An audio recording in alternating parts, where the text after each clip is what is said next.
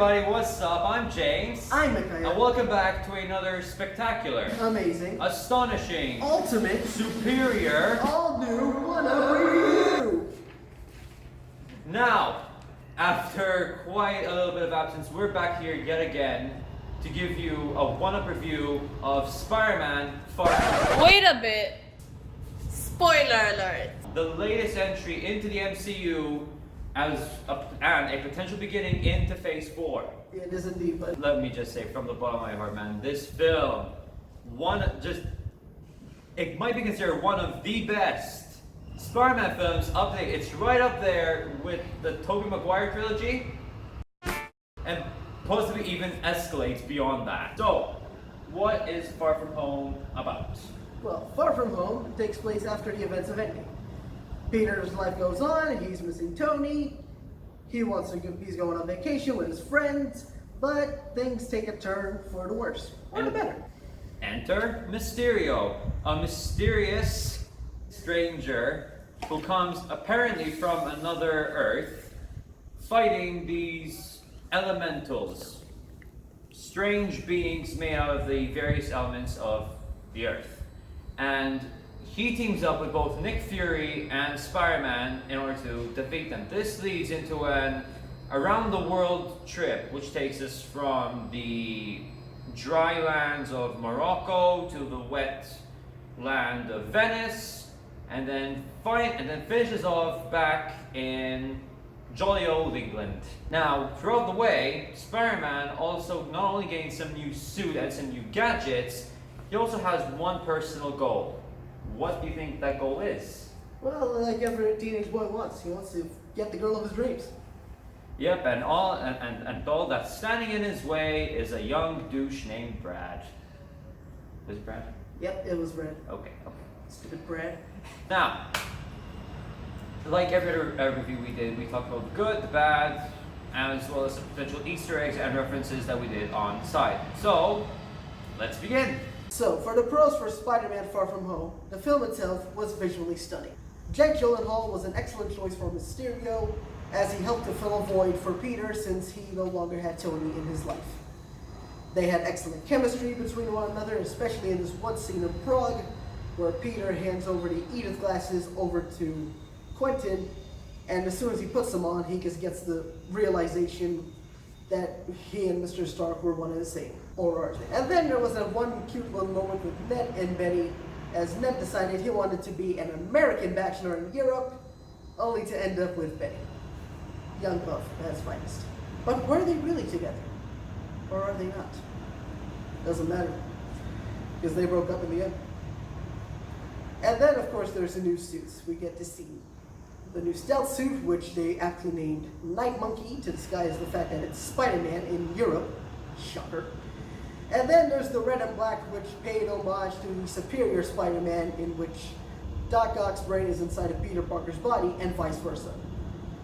But also, just everything in it was amazing. The locations, Nick Fury, oh god, the post-credits, just, you have to see to believe, even we couldn't believe. And then, of course, the one and only J. Jonah Jameson, played again by J.K. Simmons. Hands down, best part of the movie. And then the piece de resistance, speaking of those glasses, had the AI called Edith, which Tony created, and it's an acronym for Even Dead, I'm the Hero. Classic Tony. And that's it for the pros for Spider-Man Far From Home.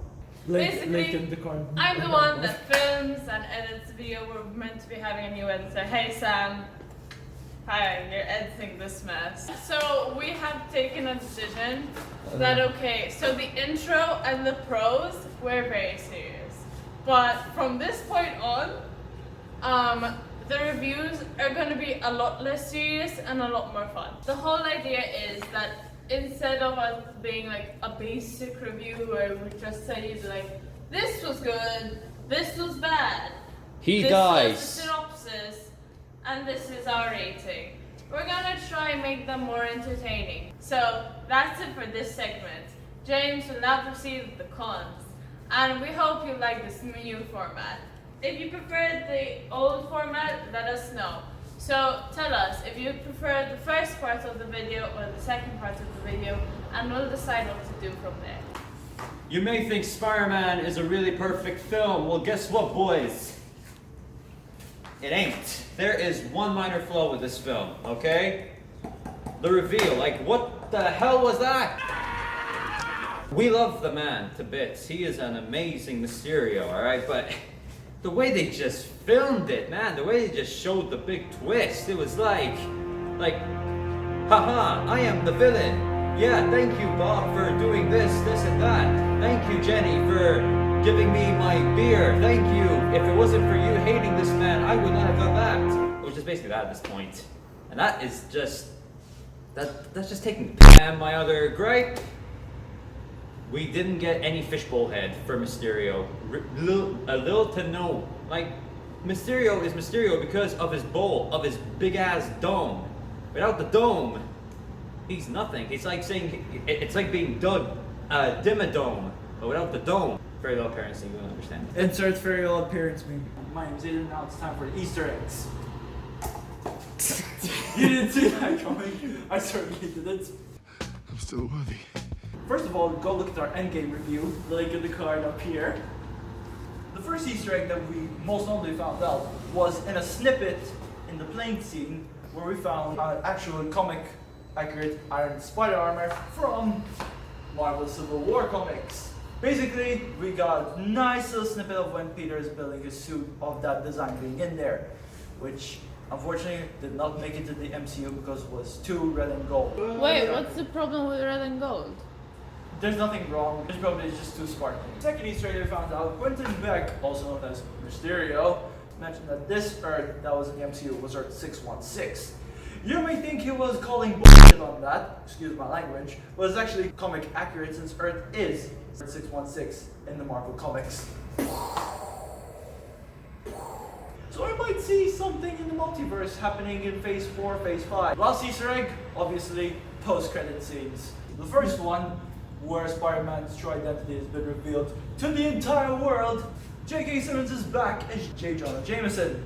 And the second post-credit scene, we saw Talos from Captain Marvel impersonating Nick Fury. And where was Nick Fury, you might ask? He was just having a margarita in space. You know, just typical secret agent behavior. But this perfectly leads into Phase 4. But probably Captain Marvel won't be up until Phase 5, so that's going to be a really long time. Anyways, that's it for Easter eggs. And now for the music. Completely recycled theme of Homecoming. I'm sorry. They were too lazy to make up something new, so they just had to recycle the Homecoming theme. Which is still great. Still great. Would it have killed them to make something new? It's me. You thought you were gonna see the last of me, but haha, jokes on you. So I'm going to give a quick summary of our review. Basically, for James, Michael, and Aiden, it was one of the best Spider-Man movies ever made, but for me it wasn't. They would give this film like an 8 on 10, right? Or a 9 on 10. They would give it a 9 on 10 because they really enjoyed it and thought it was a good way to wrap up Phase 3. I hope you liked this review. Leave us a comment down below. That was me and Johnny! For the Easter eggs. And Johnny, Did look, not it's- see that coming. I certainly did.